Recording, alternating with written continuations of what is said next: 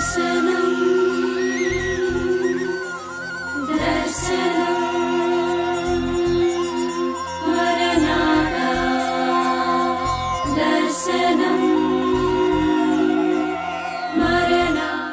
యెరూషలేము పట్టణానికి, ఆ రాజుగారి కోటకి కట్టబడినటువంటి ఆ యెరూషలేము ప్రాకారానికి కట్టబడిన కోటకి అధికారం అనే మేలు దాచిపెట్టాడు దేవుడు. హల్లెలూయా.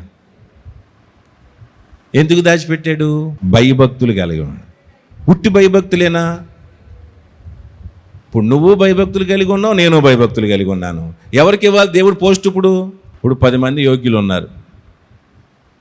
ఆ 10 మందిలో ఎవరికి ఇవ్వాలి ఏదని మనం ఇస్తే? ఆ 10 మందిలో ఎవడు బెటరు?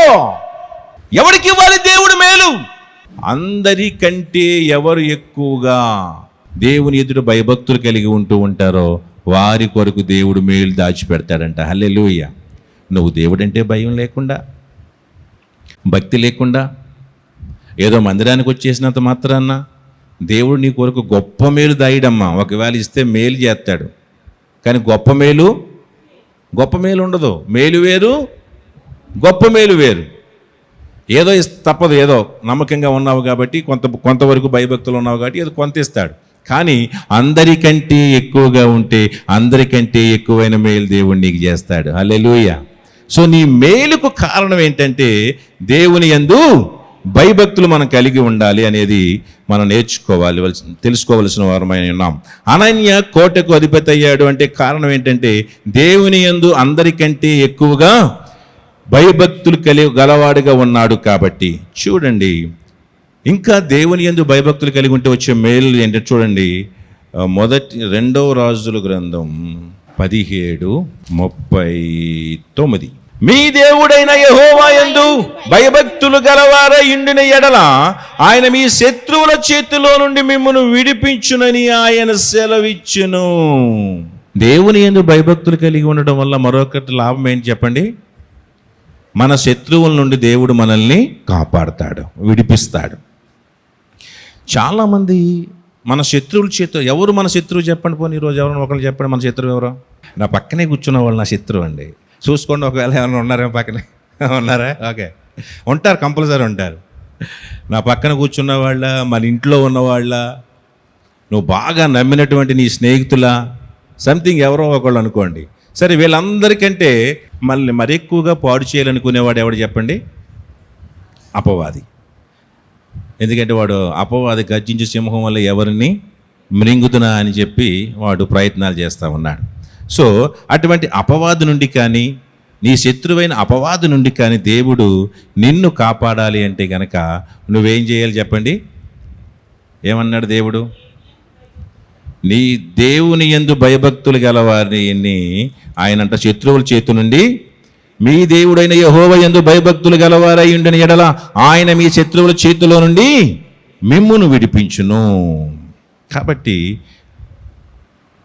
దేవుడు మనల్ని విడిపించాలి, అపవాది బారిన పడకుండా మనం ఉండాలి అంటే మనకేముండాలి చెప్పండి? చాలామంది అపవాది చేత పట్టబడుతూ ఉంటాం, అపవాది చేత శోధించబడుతూ ఉంటాం, ఎన్నో సమస్యలు, ఎన్నో ఇబ్బందులు మనల్ని చిక్కుకుంటూ ఉంటాం. కానీ అనుకుంటాం దేవుడు మనల్ని రక్షించట్లేదు ఏంటి ఈ అపవాది నుంచి, ఈ శత్రువు నుండి మనం అనుకోవచ్చు. కానీ నువ్వు అనుకునే ముందు నువ్వు దేవుని యందు భయభక్తులు కలిగి ఉన్నావా అని ఒకసారి ప్రశ్న వేసుకో. దేవుని యందు భయభక్తులు కలిగి ఉన్నావో లేదో ఒకసారి నువ్వు ప్రశ్నలు వేసుకున్నట్లయితే నీకు అర్థమవుతుంది నువ్వు దేవుడిని ఎందుకు రక్షించట్లేదు, ఎందుకు విడిపించట్లేదు. సో చూడండి, మొదటి సమూయేలు రాసిన గ్రంథం 12వ అధ్యాయం 12:24. ఆయన మీ కొరకు ఎన్ని గొప్ప కార్యములను చేసినో అది మీరు తలంచుకుని మీరు యెహోవా యందు భయభక్తులు కలిగి నిష్కపటులై పూర్ణ హృదయముతో ఆయనను సేవించుట ఆవశ్యకము. Praise the lord. చాలా ఇక్కడ దేవుని యందు మనం భయభక్తులు ఎందుకు కలిగి ఉండాలని మరొక ఆలోచన మనం చేస్తే ఇక్కడ అంటాడు కదా, ఆయన మీ కొరకు ఎన్ని గొప్ప కార్యములు చేసినో అది మీరు తలంచుకోండి. ఎందుకు దేవుడి యందు మనం భయభక్తులు కలిగి ఉండాలి? ఒక వ్యక్తి పట్ల మనం ఊరికినే భయభక్తులు కలిగి ఉంటామా చెప్పండి? దారిని పోయేవాడు బోల్డ్ మంది అందరి పట్ల మనం భయభక్తులు చూపిస్తామా? ఒక తండ్రి అంటే ఎందుకు భయభక్తులు కలిగి చూపిస్తాం? భయభక్తులు అంటున్నాం, తండ్రి పట్ల భయం భక్తి ఎందుకు ఉంటుంది? మనకి ప్రేమ ఎందుకు ఉంటుంది చెప్పండి? ఆయన మనకు కావలసినవన్నీ ఇస్తాడు. ఒక తల్లిని ఎందుకు ప్రేమిస్తాం చెప్పండి? మనం ఒక తల్లిని ఎందుకు ప్రేమిస్తాం? ఆవిడ మనకు అన్నీ చూస్తుంది, చేస్తుంది కాబట్టి, ఎన్నో ఎన్నో ఎన్నో మనకి చేస్తూ ఉంటుంది కాబట్టి ఆ తల్లిని మనం ప్రేమిస్తాం. తల్లి పట్ల భయభక్తులు మనం కలిగి ఉంటాం. పోనీ భయం భక్తి పెట్టడం కంటే ప్రేమను మనం చూపిస్తూ ఉంటాం. ఎందుకనంటే వాళ్ళు మనకు అన్నీ ఎన్నో మేలు మనకు వాళ్ళు చేశారు కాబట్టి. ఇక్కడ దేవుడు కూడా అదే అంటున్నాడు, ఎన్నో ఆయన మీ కొరకు చేసినటువంటి గొప్ప కార్యములను తలంచుకొని. అంటే దేవుని యందు ఎందుకు భయభక్తులు కలిగి ఉండాలంటే ఆయన మనకి ఎన్నో గొప్ప కార్యాలు చేశాడు. వాటిని ఒకసారి జ్ఞాపకం చేసుకోండి, ఒకసారి గుర్తు చేసుకోండి. ఎవరినైనా ఒకరిని మనం ప్రేమించాలి అంటే, ఎవరినైనా ఒకరిని మనం ఒకరి పట్ల భక్తి భయం కలిగి ప్రేమ గౌరవం కలిగి ఉండాలంటే వాళ్ళు మనకి ఏం చేశారో గుర్తు చేసుకోవాలి. ఈ సందర్భంలో ఒకటి గుర్తొస్తూ ఉంది. ఒక వ్యక్తి నిజంగా దేవుడు మనకు చేసిన కార్యాలు కానీ మరొకటి కానీ తీర్చలేని మనం తిరిగి అవి, అవునా? అందుకని మనం దేవుని పట్ల ఏం కలిగి ఉండాలి? ఎప్పుడు కూడా భయభక్తులు కలిగి ఉండాలి. అలాగే తల్లిదండ్రులు కూడా మనకంతే, వాళ్ళని కూడా మనం తీర్చలేనిది. ఎందుకంటే వాళ్ళ పట్ల కూడా ప్రేమ అభిమానులు ఎందుకు కలిగి ఉండాలంటే వాళ్ళు తీర్చలేని రుణం. ఈ సందర్భంలో ఒక మాట గుర్తొస్తుంది, ఎక్కడో చదివాను. తల్లిదండ్రులది తీర్చలేని రుణం అంటాం. ఒక కొడుకు ఎక్కడికో వెళ్ళిపోయి మొత్తానికి బాగా సంపాదించాడు, బాగా డబ్బు సంపాదించి అన్నీ చేసి అప్పుడు అమ్మ దగ్గరికి వచ్చి కూర్చొని అంటున్నాడు, అమ్మా నేను రుణం తీర్చుకుంటాను, ఏం కావాలో చెప్పు అన్నాడు. నీ రుణం తీర్చుకుంటాను, నీకేం కావాలో చెప్పు అన్నాడు. అలా అమ్మ అంది, నీ బొంద తీర్చలేవలేరా నా రుణం, వెళ్ళి అంది. ఊరుకో అమ్మ, ఎంత డబ్బు సంపాదించాను, అసలు నీకు ఏం కావాలో చెప్పు, నేను ఇచ్చేస్తాను నీకు, నీ రుణం తీర్చుకుంటాను అన్నాడు. వాళ్ళ అమ్మ బాగా ఆలోచించి, సరేరా ఏమి పెద్ద నువ్వేం చేయట్లేదు కానీ ఒకటి చెప్తాను చేయి, ఈ రాత్రి నేను పడుకున్న మంచం మీద నువ్వు పడుకున్న మంచం మీద నీ మంచం మీద ఏం పడుకుంటానంద. ఓ సింతేనా పిచ్చమో, ఏంటమ్మా ఇంత సంపాదిస్తే నువ్వు ఎంత సింపుల్గా అడిగావని చెప్పని వెళ్ళి, సరే అయితే నువ్వు వెళ్ళు ఆ గదిలో పడుకున్న గదిలో అన్నాడు. ఆ అమ్మాయిలో ఆ కొడుకు గదిలో పడుకుంది, తల్లి వచ్చేమో అబ్బాయి వచ్చేమో కొడుకు అమ్మ మంచం మీద పడుకున్నాడు. అర్ధరాత్రి వాళ్ళ అమ్మ తలుపు కొట్టింది, టింగి టింగిమని కొట్టి తలుపు కొడుకు దగ్గరికి వచ్చి మంచినీళ్ళు తీసుకురారా అంది. మంచినీళ్ళు తెచ్చాడు, పాపం లేచి వెళ్ళి నిద్రలో సగం మంచినీళ్ళు తాగి సగం మంచినీళ్ళు ఆ కొడుకు పడుకున్న మంచం మీద ఒలకపోసింది. సర్లే అనుకున్నాడు, చూసుకోలేదేమనుకున్నాడు. అనుకుని వెళ్ళిపోయి మళ్ళీ వెళ్ళి పడుకో అన్నాడు. మళ్ళీ వెళ్ళి పడుకుని మళ్ళీ అర్ధరాత్రి లేచి వచ్చి మళ్ళీ టింగిమని తలుపు కొట్టింది. ఏంటమ్మా అన్నాడు. గ్లాసు మంచినీళ్ళు తేరా అయ్యా అంది. మంచినీళ్ళు తెచ్చాడు, సగం తాగింది, మళ్ళీ ఆ మంచం మీద ఒలకపోసి మళ్ళీ సర్లే మళ్ళీ ఓర్చుకున్నాడు కదా, సరే అని చెప్పి మళ్ళీ వెళ్ళి పడుకున్నాక మళ్ళీ మధ్య టింగిమని తలుపు కొట్టింది. ఏంటే సాగు కొడుతున్నాం అతను అంటే వచ్చావు, ఏం మళ్ళీ ఏంటంటే మళ్ళీ మంచినీళ్ళు మళ్ళీ తిట్టుకుంటే వెళ్ళి మళ్ళీ మంచినీళ్ళు తెచ్చి మళ్ళీ ఒలకపోసాడు. మళ్ళీ సగం తాగి సగం ఒలకపోసింది. అమ్మ వీటి రా నువ్వు అన్నాడు, నీకేమో మధ్యగానే పోయింది, నీకు ఇంటికి ఇలా సాగు కొడుతున్నావు, ఇచ్చిన సగం విత్తనాలు సగం దీని మీద ఒలకపోతున్నావు, ఏంటి అసలు నీ ఉద్దేశం ఏంటని చెప్పంటే అని చెప్పి అని అన్నాడు. నేను ఏడలేను, ఇక నీ రుణం లేదు గినం లేదు, తర్వాత చూద్ద సంగతి, నీ మంచం మీద నువ్వు పడుకో, నా మంచం మీద నేను పోతాను ఆ రూమ్లోకి అన్నాడు. అని అంటే అన్నగా అప్పుడు ఇలా రారా అని పిలిచి, ఒరే చిన్నప్పుడు నువ్వు మాటికి అర్ధరాత్రి 4 సార్లు లేపేవాడు నన్ను, నువ్వు దేనికి పక్క తడిపేవాడు, పోసేసి పక్క తడిపితే నువ్వు పోసిన ప్రతిసారి నేను లేచి నీకు బట్టలు మార్చి మరలా కొత్త బట్టలు వేసి మరలా పడుకునేదాన్ని. నువ్వు ఎన్నిసార్లు పోసి పక్క తడిపినా అన్నిసార్లు లేచి ఓపుకున్నంత వరకు బట్టలు మార్చి విసుక్కోకుండా ఎలా చేసాను తెలుసా? ప్రేమతో. నేను ఎప్పుడు ఇలా ఇసుకోలే, ప్రేమతో ఇలా చేసి అప్పుడు ఏం చేశానంటే ఒక్కొక్కసారి లేవలేకపోతే ఇంకా ఆ తడిసిన దాని మీద అలాగే పడుకునేదాన్ని రా అని చెప్పి నా రుణం నువ్వు తీర్చుకోలేవు. సో ఎందుకని మనం తల్లిదండ్రుల పట్ల మనం భయభక్తులు కలిగి ఉండాలి, ప్రేమ కలిగి ఉండాలి? వాళ్ళది తీర్చలేని రుణం. ఎందుకు దేవుని పట్ల నువ్వు భయభక్తులు కలిగి ఉండాలి? మనం దేవుడిది కూడా మనము తీర్చలేని రుణమే. ఆయన నీ కొరకు ప్రాణం పెట్టాడు, పరలోకాన్ని విడిచిపెట్టి ఈ లోకానికి వచ్చాడు. విడిచిపెట్టకూడని భాగ్యాన్ని విడిచిపెట్టి ఈ లోకానికి వచ్చాడు. నీ కొరకు మాటలు పడ్డాడు, నీ కొరకు ఉమ్మివేయబడ్డాడు, నీ కొరకు తిట్టబడ్డాడు, నీ కొరకు కొట్టబడ్డాడు, చివరికి తన రక్తపు బొట్టును నీ కొరకు దారబోసాడు. కాబట్టి ఇప్పుడు మనం అంతేకాకుండా నీ పాప క్షమాపణ ఇచ్చి, నీకు ఎవరు చేయలేనటువంటి విరుగుడిని, పాపానికి విరుగుడిని ఇచ్చి, నీకు గొప్ప ఆశీర్వాదాలు దేవుడిచ్చి, నీకు గొప్ప మేలులు చేసి, నీకు చేసి, నీ బిడ్డలకు చేసి, నీకు ఎన్నో మేలులు చేసినటువంటి దేవుణ్ణి నువ్వు ఇప్పుడు ఏం తెలుసుకోవాలంట?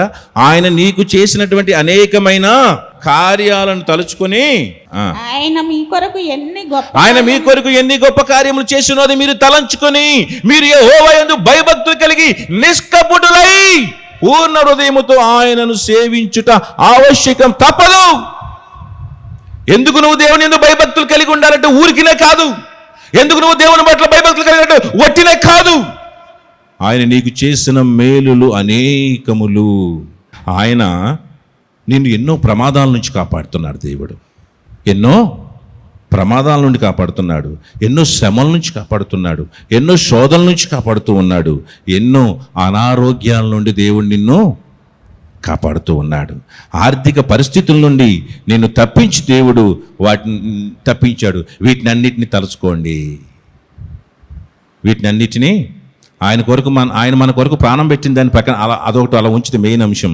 రెండవదిగా మనల్ని ప్రమాదాల నుంచి తప్పిస్తున్నాడు, శోధనల నుంచి తప్పిస్తున్నాడు, శ్రమల నుండి తప్పిస్తూ ఉన్నాడు, అనారోగ్యం నుండి తప్పిస్తూ ఉన్నాడు, సాతాను నుంచి తప్పిస్తూ ఉన్నాడు. కాబట్టి వీటిని జ్ఞాపకం చేసుకుని మనం ఏం కలిగి ఉండాలండి? దేవుని యందు నిష్కపటులై, కపటం లేకుండా దేవుని పట్ల మనము భయభక్తులు కలిగి ఉండవలసిన వారమై ఉన్నాం. ఇక్కడికి మనం దేవుడు చేసిన ఈ కార్యాలని తలంచుకొని, అలాగే అనన్య అయితే ఇక్కడ ఒక సందర్భం, ఇక్కడ నాకు తెలిసి అనన్య యవనస్తుడు. అనన్య యవనస్తుడు. ఇక్కడ దేవుడు అంటున్నాడు, మీకు చేసిన వాటిని తలంచుకొని మీరు నమ్మకంగా ఉండండి అంటున్నాడు. కానీ ఇక్కడ అనన్య దేవుడు చేయక ముందు నుంచే దేవుడికి నమ్మకంగా ఉన్నాడు. హల్లెలూయా. ఎందుకంటే మనకు ఆల్రెడీ ఇశ్రాయేలుతో చెప్తున్నాడు. ఇశ్రాయేల్ వాళ్ళకి చాలా మేలు చేశాడు. ఇశ్రాయేల్కి వాటిని గుర్తుపెట్టుకోండి అంటున్నాడు. వాళ్ళు లాభం పొందుకున్నారు, మేలు పొందుకున్నారు. కానీ ఇక్కడ అనన్య అప్పటికే యవనస్తుడిగా ఉండి పెద్ద ఎక్కువగా గొప్పగా మేలు పొందుకుపోయి ఉండొచ్చు.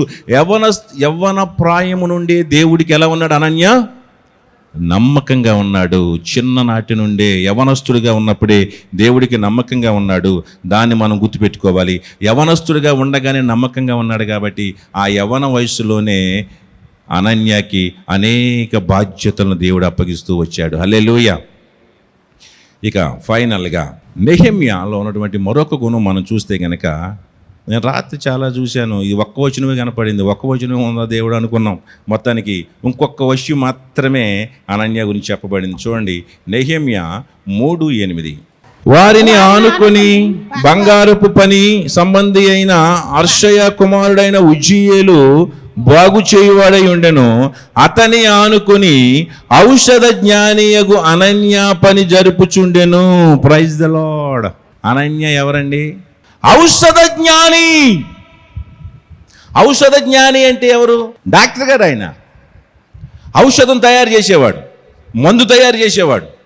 ప్రజలకి అనారోగ్యాలు, సమస్యలు ఏమైనా ఉంటే కనుక వాళ్ళకి ఏ ఇబ్బందులు రాకుండా ఒక మందును తయారు చేసేటువంటి జ్ఞాని అంటే ఎవరు అంటే ఒక సైంటిస్ట్ అనుకోండి, మీకు అర్థమయ్యేలాగా. ఇప్పుడు అనన్య ఎవరండి? ఇప్పుడు సైంటిస్ట్ గారు, గొప్ప జ్ఞాని, గొప్ప డాక్టర్ గారు. అయితే ఇక్కడ ఔషధ జ్ఞాని, మందును తయారు చేసే డాక్టర్గా, సైంటిస్ట్గా ఉంటూ కూడా దేవుడు తనకిచ్చిన జ్ఞానంతో ఆ పని చేస్తూ కూడా ఇక్కడ సేవకుడైన నెహెమ్యా అప్పగించిన పనిని కూడా ఎంతో నమ్మకంగా భయభక్తులతో చేస్తున్నాడో ఒకసారి చూడండి. Praise the Lord. ఈయన డ్యూటీ ఏంటి చెప్పండి? ఈయన వృత్తి ఏంటి? డాక్టర్ గారు.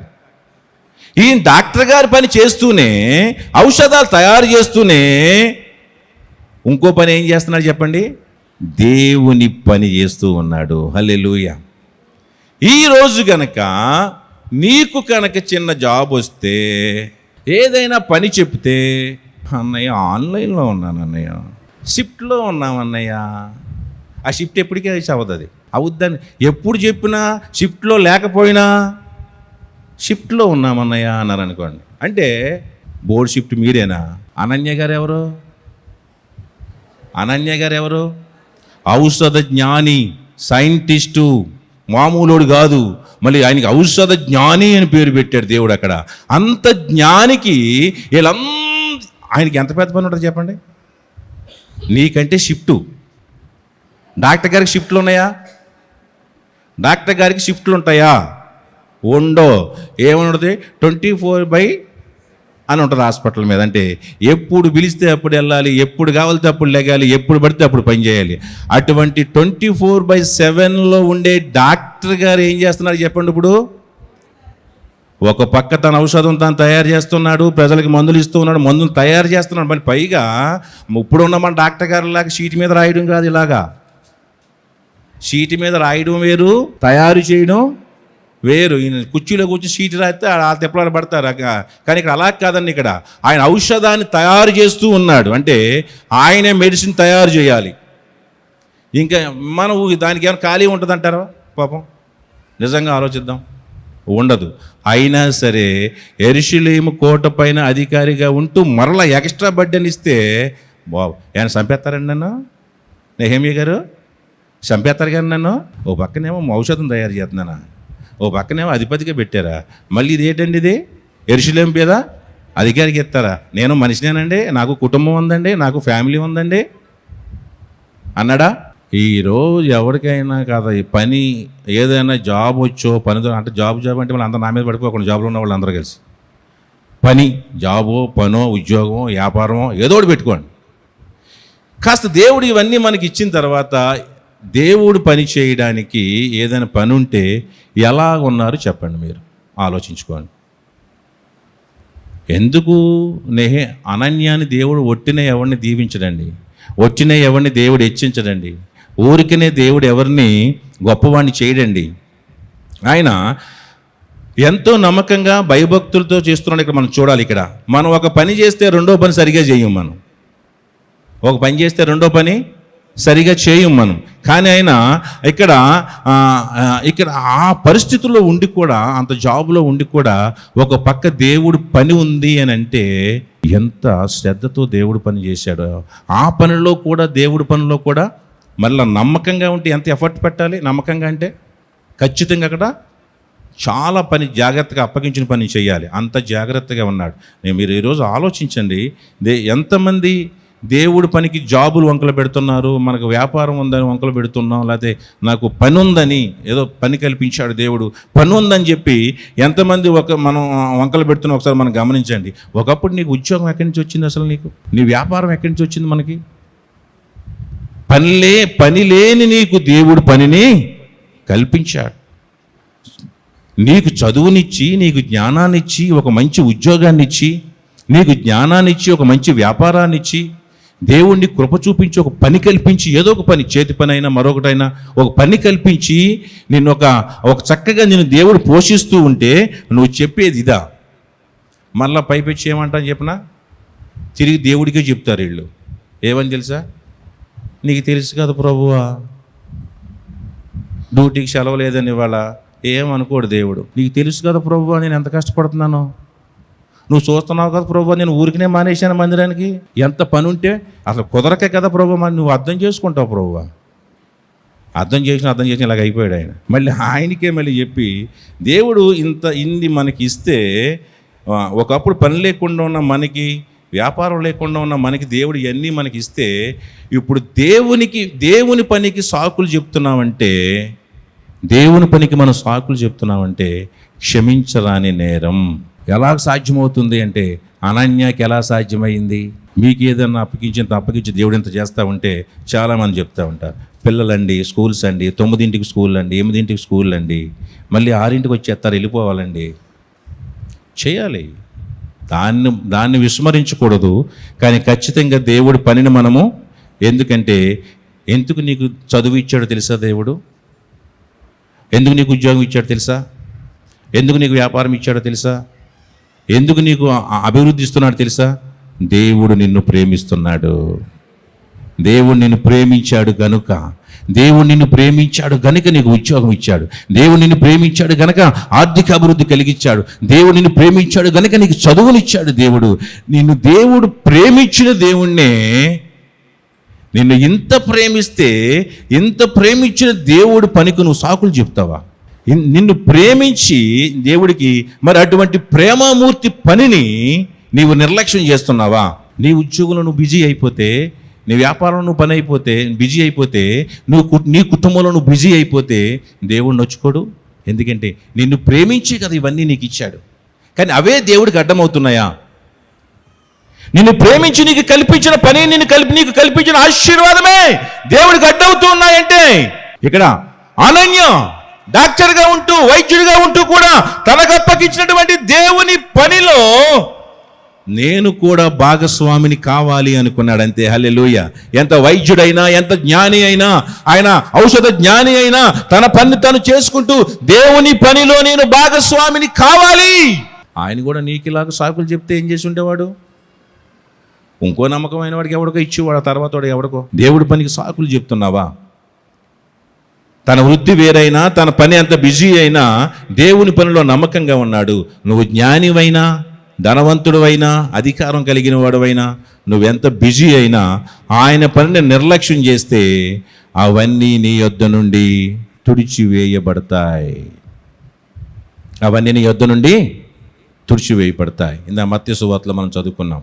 లాస్ట్ వాడి దగ్గరికి వెళ్తే అతని దగ్గర ఉన్నది కూడా లాస్ట్ వాడు అంటాడు కదా, నువ్వు ఒకటి ఇచ్చావు, నువ్వు మంచోడు కాదు, నువ్వు అడగందాన్ని ఏదో నువ్వు కఠినాత్ముడు నువ్వు అని అంటావని చెప్పి దాన్ని గోతులో పెట్టి దాచిపెట్టానని చెప్పిన అన్నప్పుడు అతని దగ్గర ఉన్నది కూడా తీసేసి ఏం చేశాడు?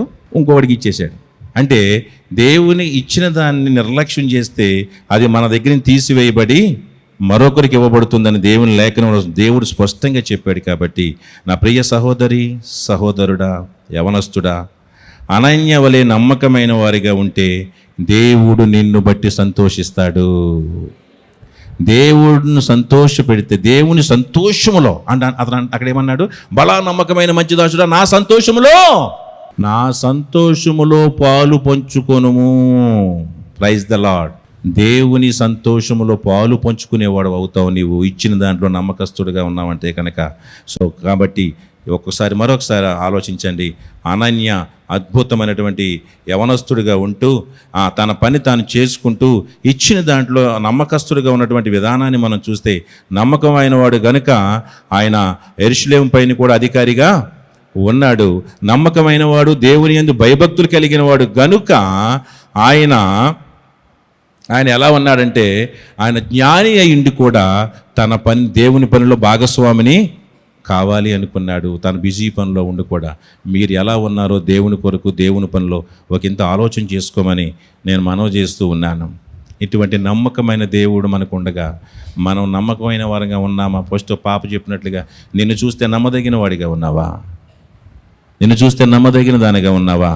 ఒకసారి మనం ప్రశ్న వేసుకోవాలి. తల వంచి ప్రార్థన చేసుకుందాం. అవును యేసయ్యా, నమ్మదగని వారమునైనా మేము నమ్మదగని వారము అయినప్పటికీ నీ ప్రేమతో మమ్మల్ని పిలిచావు, మాకు చదువునిచ్చావు, జ్ఞానం ఇచ్చావు, ఉద్యోగం ఇచ్చావు, వ్యాపారం ఇచ్చావు,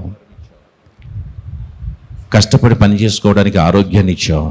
అయినా నీ పనిలో మేము నమ్మకమైన వారిగా లేము నాయనా, నమ్మదగిన వారముగా లేము తండ్రి. అనన్య వలె యెహోవా కృప పొందిన వాడిగా మేము లేము నాయనా. అందుకే మా జీవితాల్లో ఆశీర్వాదాలు లేకపోయినా, మా జీవితాల్లో నష్టాలని, శ్రమలను, సమస్యలను ఎదురు చూస్తూ ఉన్నామంటే నీ కృప పొందిన వారుగా మేము లేము నాయన. అనన్య వలె నీ కృపను పొందిన వాడిగా మమ్మల్ని ఉంచు నాయన. అనన్య వలె కృప పొందిన వారిగా నన్ను ఉంచుమని నిన్ను వేడుకొంటూ ఉన్నాం తండ్రి. నీ ప్రేమతో మమ్మల్ని పిలిచావు. నమ్మదగిన వారం కాకపోయినా, గురి గమ్య లేని మా జీవితాలను, ఒకప్పుడు గురి లేదు నాయన, ఎక్కడికి వెళ్ళాలో, ఏం చెయ్యాలో, ఏ పని చెయ్యాలో, ఏ చదువు చదవాలో, ఏ ఉద్యోగం చెయ్యాలో, ఏ వ్యాపారం చెయ్యాలో, ఏ పని చెయ్యాలో గురి లేకుండా బ్రతుకుతున్న మమ్మల్ని, అధ్వానపు మా జీవితాన్ని అధ్వానపు మా జీవితాన్ని ఆనాడు 150 సంవత్సరాలు నాయన ఇంచుమించు చెత్తా చెదారుతో పడిపోయినటువంటి నాయన ఆ యెరూషలేము ప్రాకారాలను శుభ్రం చేసి నెహెమ్యా కట్టడానికి పూనుకున్నట్లుగా నాయన మలినమైన మా జీవితాలను, అధ్వానమైన మా జీవితాలను నీవు కట్టి సరిచేసి బాగు చేసి ఈరోజు మాకు ఈ స్థితినిస్తే నీ పనికి సాకులు చెప్పేవారంగా ఉన్నామా? నమ్మకస్తులుగా ఉన్నామా? అపనమ్మకస్తులుగా ఉన్నామా? ఒకసారి మన పరిశీలన చేసుకోవలసిన వారమై ఉన్నాం. మన జీవితాన్ని దేవుడి కొరకు బలి అర్పణ చేయాలి. ప్రియముగా ఆయన సేవలో ఇష్టముతో మన జీవితాన్ని బలి అర్పణ చేసి, బలి అర్పణ ప్రియముగా ఆయన సేవలో మనం చేసి బ్రతకాల్సిన వారమై ఉన్నాం. ఎందుకంటే ఆయన నీ కొరకు చేసిన మేలుని జ్ఞాపకం చేసుకో. నీ కొరకు చేసిన కార్యాలను, నీకు ఇచ్చే కాపుదల, నీకు ఇచ్చే రక్షణ, నీకు ఇచ్చే పోషణ, నీకు ఇచ్చే ఆరోగ్యం, వీటిని జ్ఞాపకం చేసుకుని దేవుని పట్ల భయభక్తులు కలిగి ఉండమని మనవి చేస్తూ ఉన్నాను. అనన్య వలె నమ్మకమైన వాడిగా, అందరికంటే ఎక్కువగా భయభక్తులు కలిగిన వాడవుగా, భయభక్తులు కలిగిన దానవుగా నీవు ఉండాలి అని దేవుడు ఎదురు చూస్తూ ఉన్నాడు.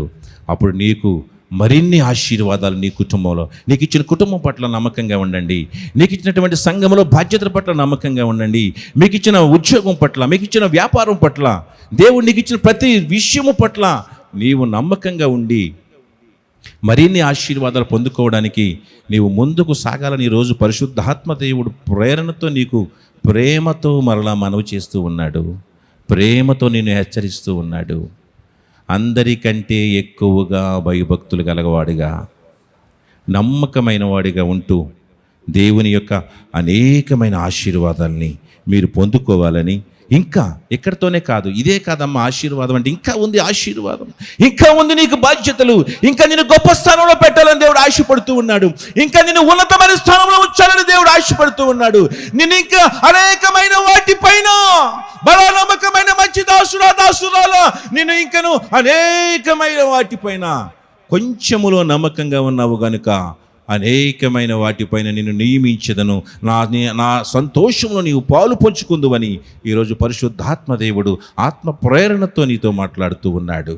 అట్టి కృపను దేవుడు మనందరికీ అనుగ్రహించునుగాక. ఆమేన్. ఆమేన్.